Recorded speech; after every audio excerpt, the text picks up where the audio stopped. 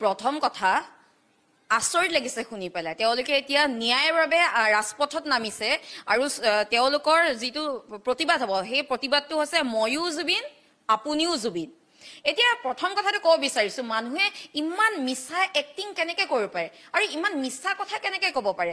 জুবিন গাৰ্গদেৱৰ ন্যায়ৰ বাবে এতিয়া চৰকাৰ কাৰ বিজেপিৰটো চৰকাৰ হয় মানে চৰকাৰৰ এগেইনষ্টত বিজেপি কৰ্মীয়ে আন্দোলন কৰিব মানে ক'বলৈ গ'লে পুলিচে এতিয়া নিজৰ হাতত হেণ্ডকাফ পিন্ধিব লাগিব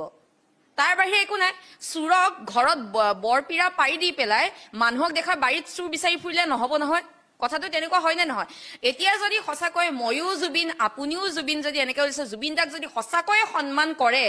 সঁচা অৰ্থত সন্মান কৰে মই এতিয়া প্ৰমাণ দিম কিন্তু মুখ্যমন্ত্ৰী ডাঙৰীয়ে নিজে কৈছিলে যে I am big fan of Zubeen মই জুবিন গাৰ্গদেৱৰ বহুত মানে ডাঙৰ ফেন হয় তেওঁতো জুবিন গাৰ্গদেৱক লৈ ৰাজনীতি কৰিছে সেই ৰাজনীতিৰ লিষ্টখন কি ক্ষেত্ৰত ৰাজনীতি কৰিছে সেই লিষ্টখন পিছত জনাই আছো কিন্তু এতিয়া এটা প্ৰমাণ দিওঁ যে মুখ্যমন্ত্ৰী হিমন্ত বিশ্ব শৰ্মা ডাঙৰীয়া কিমান জুবিন গাৰ্গদেৱৰ ডাঙৰ ফেন হয় বিগ ফেন হয় এইটো হৈছে মুখ্যমন্ত্ৰী হিমন্ত বিশ্ব শৰ্মা ডাঙৰীয়াৰ ফেচবুক পেজ মই ভিডিঅ' জাৰ্নেলিষ্টক অনুৰোধ জনাম জুম কৰিবৰ কাৰণে এইটো হৈছে মুখ্যমন্ত্ৰী হিমন্ত বিশ্ব শৰ্মা ডাঙৰীয়াৰ ফেচবুক পেজ বিজেপিৰ যিটো ভাইটি চেল আছে ভাইটি চেলকো অনুৰোধ কৰিছো কংগ্ৰেছৰ মানুহখিনি পিছত নালাগি পেলাই এই মুখ্যমন্ত্ৰী ডাঙৰীয়াৰ আজি ফেচবুক পেজটো চেক কৰিব এতিয়া ফেচবুক পেজটো কিয় দেখুৱাইছো মই এতিয়া দেখুৱাইছো ইয়াত গ'লো যোৱাৰ পিছত যাম আমি এই ফলোয়িং আৰু ফলোৱাৰ্ছ আৰু ফলোয়িং আছে ঠিক আছে আমি মুখ্যমন্ত্ৰী ডাঙৰীয়াৰ ফলোয়িঙৰ ছেকশ্যনটো যাম তেওঁলোক কাক ফলো কৰে আমি চাম এয়া চাওক কাক ফলো কৰে মেহবুবা মুফতিকে আদি কৰি সবকে ফলো কৰি থোৱা আছে ইয়াত চাওক জুবিন গাৰ্গদেৱক ফলো কৰিছেনে লাষ্টত অমিত শ্বাহ আছে মেহবুবা মুফতিৰ পৰা আদি কৰি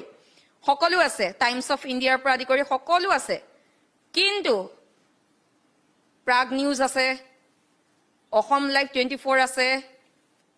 কিন্তু জুবিন গাৰ্গদেৱৰ তেওঁ ফলো কৰিছেনে চাওকচোন চাওক মাত্ৰ 31 জন ফলো কৰিছে 31 জনৰ ভিতৰত ময়ো জুবিন ডাঙৰীয়া কয় এবাৰো জুবিন গাৰ্গদেৱক ইমানে যদি ভাল পায় তে এবাৰো ফেচবুক পেজটো কিয় ফলো নকৰিলে অনুৰাগীজন ক'ত আছে ক'ত ব্যস্ত তেওঁ নতুন পৰিকল্পনা কি কৰিছে এইবিলাক তেওঁ জানিবলৈ মন নাযায়নে এতিয়া জুবিন গাৰ্গদেৱক লৈ ৰাজনীতি কৰিবলৈ অলপো লাজ নালাগেনে এখন চৰকাৰ ইমান মিছা কথা ক'ব পাৰে ইমানে মিছা কথা ক'ব পাৰে মানে এওঁলোকৰ মতে ৰাইজেও মিছা কথা কওক জাতিলাওটোক জাতিলাও বুলি ক'ব নালাগে ৰাইজে এতিয়া জাতিলাওটোক বেঙেনা বুলি ক'বলৈ দিব এওঁলোকে ইমান তলৰ খাপৰ মানুহ এওঁলোকে গছৰ গুৰি কাটি পেলাই গছৰ ওপৰত পানী দিয়ে আজি যে জুবিনদাৰ ন্যায় কাৰণে আন্দোলনত নামিব তেন্তে গৃহ বিভাগ ব্যৰ্থ হৈছে মুখ্যমন্ত্ৰী ডাঙৰীয়া ব্যৰ্থ হৈছে লাজ নালাগে শ্লোগান কি দিব যে বিজেপি বাচাও হিমন্ত বিশ্ব শৰ্মা হটাও ক'ব পাৰিব তেওঁলোকে যিসকল বিজেপি কৰ্মীয়ে আপোনাৰ প্ৰতিবাদত নামিব তেওঁলোকে ক'ব পাৰিবনে তেওঁলোকে কিহৰ কাৰণে প্ৰতিবাদত নামে কাৰণ এখন চৰকাৰ বিফল হৈছে কাৰণে বিজেপিয়ে আকৌ প্ৰতিবাদত নামিব জুবিনদাৰ ন্যায়ৰ কাৰণে মুখ্যমন্ত্ৰীয়ে মানে জাষ্টিছ দিব পৰা নাই সেইকাৰণেতো বিজেপি কৰ্মীসকলে আন্দোলনত নামিব তেনেহ'লে শ্লোগান কি হ'ব অসমৰ ৰাইজে জানিব বিচাৰিছে বিজেপি বাচাও হিমন্ত বিশ্ব শৰ্মা হটাও হ'বনে নহয় শ্লোগান দিব পাৰিবনে বিজেপি কৰ্মীসকলে যে জুবিনদাৰ ন্যায় বিচাৰ লাগে ক'ব পাৰিবনে বিজেপি গো বেক ক'ব পাৰিবনে বিজেপি চৰকাৰ হাই ক'ব পাৰিবনে মুখ্যমন্ত্ৰী হিমন্ত বিশ্ব শৰ্মা মুৰ্দাবাদ বুলি বিজেপি কৰ্মীসকলে ক'ব পাৰিবনে নোৱাৰে সেইটোহে আচল কথা ৰাইজক দেখুৱাই পেলাই জুবিনদাৰ নামৰ ৰাজনীতি কোনে কৰি আছে প্ৰথম দিনাৰ পৰা সকলোৱে জানে যদি মুখ্যমন্ত্ৰী ডাঙৰীয়াই যে এতিয়া শ্লোগানটো দিছে ময়ো জুবিন আপুনিও জুবিন কিন্তু ফেচবুকত তেখেতৰ মুখ্যমন্ত্ৰী হিমন্ত বিশ্ব শৰ্মা ডাঙৰীয়াৰ ফেচবুক পেজত কিয়নো জুবিন দাক আমি দেখা নাপালো কিয় ফলো নকৰিলে এয়াই নেকি তেওঁৰ প্ৰেম মুখ্যমন্ত্ৰী হিমন্ত বিশ্ব শৰ্মা নাটক কৰাত খুব ভাল আৰু গোটেই বিজেপি দলটোৱে মাৰ্কেটত 1 নম্বৰত থাকে তেওঁলোকে এষাৰ কথা আছে ন সগুন যিমান ওপৰত নুৰক কিয় সদায় মৰা হৰ ওপৰতে চকু তেওঁ যিমান ডাঙৰ পদবীত নাথাকক কিয় সদায় এনে ধৰণৰ ৰাজনীতি কৰি থাকিব তাৰ বাহিৰে এখন চৰকাৰ একো নাই বিজেপিয়ে এটা পৰিকল্পনা কৰিছে কাৰণ চাৰ্জশ্বিট যেতিয়া আমি দিম চাৰ্জশ্বিটখন আদালতত যাব আদালতত ইজনে সিজনে উকিলে সময় লৈ কেতিয়াবা বহুত দেৰিলৈকে জাষ্টিছটো দেৰি কৰি দিয়ে অসমৰ ৰাইজে জাষ্টিছটো সোনকালে বিচাৰিছে সেইকাৰণে বিজেপিৰ কেম্পেইন হ'ব যাতে ফাষ্ট ট্ৰেক কোৰ্ট গঠন কৰা হয় স্পেচিয়েল পাব্লিক প্ৰচিকিউটৰ হয় আৰু পানী নখৰাকৈ এখন যাতে চাৰ্জশ্বিট দিব পাৰে বিজেপিয়ে এটা কেম্পেইন লঞ্চ কৰিব 23 তাৰিখৰ পৰা ময়ো জুবিন আমিও জুবিন। এই গোটেই কেম্পেইনটো পজিটিভ কেম্পেইন হ'ব।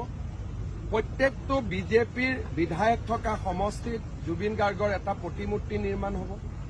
জুবিন গাৰ্গৰ নামত বিধায়ক থকা প্ৰত্যেকটো সমষ্টিত আৰু ভূপেন হাজৰিকাৰ নামত 2খনকৈ সংগীত বিদ্যালয় হ'ব। এইটো বিজেপিৰ ইনিচিয়েটিভত হ'ব, চৰকাৰে নহয়। তৃতীয়তে বিজেপিৰ সকলো সদস্যই ঘৰত এজুপিকৈ নাহৰ গছ লগাব, এইটো এটা। ঠিক তেনেদৰে আমি এটা 10 পইণ্ট পজিটিভ যিটো আন্দোলন কৰে, নিগেটিভ আন্দোলন আমি সকলোতে দেখা পাওঁ। বিজেপিয়ে 23 তাৰিখৰ পৰা এটা পজিটিভ আন্দোলন, যাৰ হেডলাইনটোৱে হৈছে ময়ো জুবিন আমিও জুবিন, এই শীৰ্ষক এটা আমি কেম্পেইন আৰম্ভ কৰিম। 23, 24, 25, 26, 27, 28 ৰাজপথত বিজেপিৰ সদস্যসকল থাকিব, যোনে ন্যায়ৰ প্ৰক্ৰিয়াক ক্ষিপ্ৰ কৰাৰ দাবী জনাব, কিন্তু সংবিধানৰ মাজেৰে, গণতন্ত্ৰৰ মাজেৰে, ন্যায়ালয়ৰ মাজেৰে।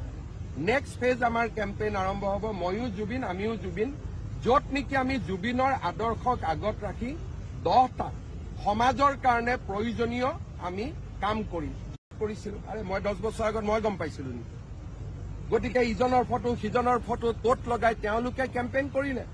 তেওঁলোকৰ ফটোটো ওলোৱাৰ লগে লগে তেওঁলোকে কৈ দিলে যে আমি 10 বছৰ আগত কেনেকে গম পাম। যদি আপোনালোকে গম নাপায় আমি কেনেকে গম পাম? তাৰমানে অসমখন যোৱা 1 মাহত আমি কমপ্লিট নেতিবাচক এটা মাইণ্ডছেট লৈছো। কোনোবাই মাত্ৰ কবহে লাগে যে জেলত এয়াৰ কণ্ডিশ্যন, এইটো জেলত এয়াৰ কণ্ডিশ্যন হ'ব পাৰে নেকি? কিন্তু মানুহে বিশ্বাস কৰিলে, কাৰণ মানুহৰ মাইণ্ডটো, সাধাৰণ মানুহৰ মাইণ্ডটো নিগেটিভ কৰি দিয়া হৈছিল। বোলে পষ্টমৰ্টেম ৰিপৰ্ট, কোনেও ৰিপৰ্টটোত চোৱাই নাই যে তাত চহীটোও নাই, নোহোৱাকৈ কৈ দিলে কেনেকে লিক হ'ল। মানুহে বিশ্বাস কৰি লয়। কিয় বিশ্বাস কৰি লয়? বহুতে নিজৰ লাইকছ বা নিজৰ ফেচবুকত লাইকছ বঢ়াবৰ কাৰণে, ইটো বঢ়াবৰ কাৰণে এনেকুৱা নিউজবোৰ দিয়ে। নিউজবোৰত 5, 6, 10,000 লাইকছ হয়। বিভিন্ন ধৰণৰ স্বাৰ্থত জুবিনৰ আদৰ্শটো কৰবাত থাকি গ'ল, বিভিন্ন ধৰণৰ স্বাৰ্থত মানুহবিলাক নামি পৰিল। সেইকাৰণে বিজেপিৰ লক্ষ্য হ'ব